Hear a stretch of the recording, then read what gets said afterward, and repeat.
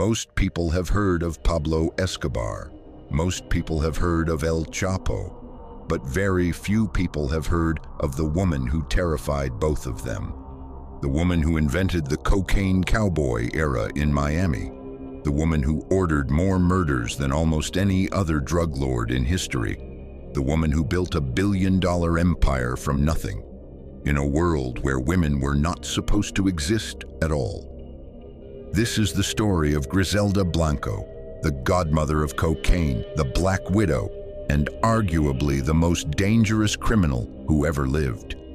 To understand Griselda Blanco, you have to understand where she came from, because the woman she became was shaped entirely by the world she was born into.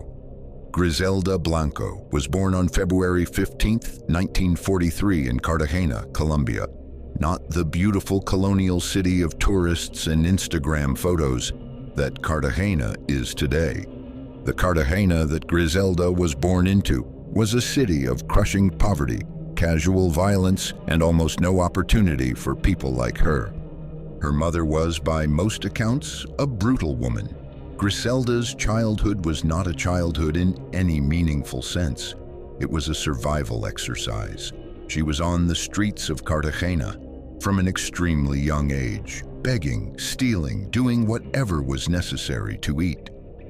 By the time she was 11 years old, she had already committed her first crime.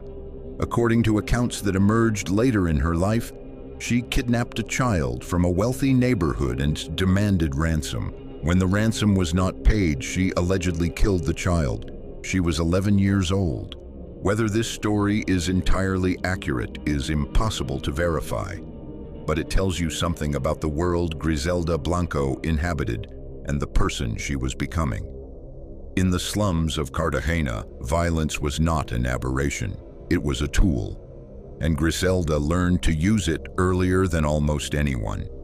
As a teenager, she moved to Medellin, the same city that would later produce Pablo Escobar, the same city of extraordinary contrasts, wealth and poverty existing side by side in ways that made the gap between them feel both enormous and somehow crossable, if you were willing to do what was necessary. In Medellin, Griselda began working as a prostitute. She was young, she was alone, and she had no other options. But she was also watching, learning, paying attention to the men who had money and power and figuring out how they got it. She married young. Her first husband was a small-time criminal named Carlos Trujillo. The marriage was miserable and violent. She had 3 sons with Trujillo, Dixon, Uber, and Osvaldo. And then she left, taking her sons and whatever she could carry.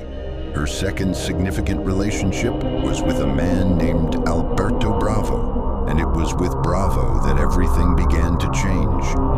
By the late 1960s and early 1970s, cocaine was beginning its transformation into a mass-market commodity in the United States. The demand was there, the supply routes were being established, and the profits were beyond anything that the people building this trade had ever imagined. Griselda and Alberto Bravo got in early. They began smuggling cocaine from Colombia into the United States, initially through New York, where Griselda had connections in the Colombian community in Queens.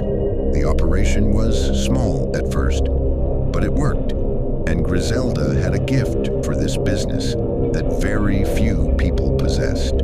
She was organized, she was ruthless, and she was completely without fear. In the mid-1970s, the operation ran into trouble. The details are disputed, but the outcome is not. Griselda and Alberto Bravo had a falling out, reportedly over money, as these things usually are. They met in Colombia to resolve the dispute. Griselda shot Alberto Bravo in the face. She then shot the bodyguards who had accompanied him, and she walked away. She was now running the operation alone, and she was about to move it to the city that would make her infamous. Miami in the late 1970s was a different place from the Miami of today. It was a mid-sized Southern American city going through enormous demographic change as waves of Cuban and Colombian immigrants transformed its culture, its economy, and its criminal landscape. And cocaine was everywhere. The money being made in Miami's cocaine trade in the late 1970s was staggering. The city had become the primary entry point for Colombian cocaine into the United States, and the violence that came with controlling that trade was beginning to make headlines around the world. Griselda Blanco arrived in Miami and immediately began consolidating power with a ferocity that shocked even the hardened criminals already operating there. Her method was simple and terrifying. Anyone who got in her way died. Not eventually, not as a last resort.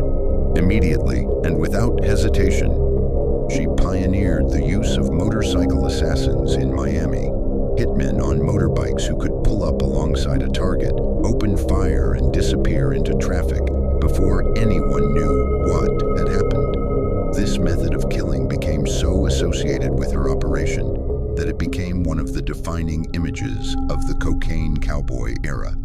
She also introduced something else to Miami's criminal landscape, something that raised the level of violence to heights that the city had never seen before. She made it personal. Previous criminal organizations in Miami had operated with a certain professional detachment. You killed your enemies when necessary. You did not kill their families. You did not kill bystanders. You did not carry out murders in crowded shopping malls or on busy streets in broad daylight. Griselda did not follow these rules. She ordered killings in public places. She ordered the deaths of the wives and children of her enemies. She ordered murders carried out in ways designed to send maximum fear through the entire community. The result was a period of violence in Miami that became known as the Cocaine Cowboys era, a time when the murder rate in the city exploded to levels that made it one of the most dangerous places in the United States. The Dade County Medical Examiner had to rent a refrigerated truck to store the overflow of bodies. Griselda Blanco was personally responsible for ordering an estimated 200 murders during her time in Miami. Some estimates go much higher. But she was also extraordinarily successful as a businesswoman. Her cocaine empire at its peak was generating somewhere between $80 million and $100 million per month. She was worth billions. She had properties across Miami, Colombia, and beyond. She had an army of loyal employees who feared her absolutely. She also had a fourth son, Michael Corleone Blanco. She named him after the fictional Godfather character. It was not an accident. Griselda saw herself as the godfather of her world, the one who made the decisions, the one whose word was law, the one who could not be questioned. She lived lavishly. She loved fashion. She had a passion for lingerie, both wearing it and designing it, reportedly including special designs that could conceal cocaine. She threw parties, she had lovers. She enjoyed the fruits of her empire with the enthusiasm of someone who had grown up with absolutely nothing. But she was also becoming more paranoid, more erratic, more violent in ways that were no longer purely strategic. The DEA had been aware of Griselda Blanco for years. Building a case against her was extraordinarily difficult. Witnesses disappeared. Evidence was destroyed. Anyone who might testify against her had very good reasons to stay silent. She was eventually arrested in 1985 in a raid on her home in Irvine, California. She had moved away from Miami as the heat on her operation intensified. The arrest was the result of years of painstaking law enforcement work. She was charged with multiple counts of drug trafficking and murder. The legal proceedings were chaotic and extraordinary. Witnesses were killed. A prosecutor became romantically involved with a key witness, causing a mistrial. It took years for the cases to work through the courts. She was convicted of drug trafficking and sentenced to prison. The murder charges proved more difficult to prosecute. She served time in American prisons through the late 1980s and 1990s. During her time in prison, she reportedly continued to manage aspects of her operation from her cell. Old habits. She was released in 2004 and deported to Colombia. She was in her early 60s. She was still wealthy, and she was still dangerous. She settled in Medellin, the city where her story had really begun. She lived quietly by her standards. She avoided the attention she had once seemed to crave. On September 3, 2012, Griselda Blanco was shot in the head outside a butcher shop in Medellin. She was 69 years old. The method of her killing was noted by everyone who reported it. She was shot by a motorcycle assassin, the same method of killing she had pioneered in Miami 4 decades earlier. In the end, Griselda Blanco was killed the way she had killed so many others.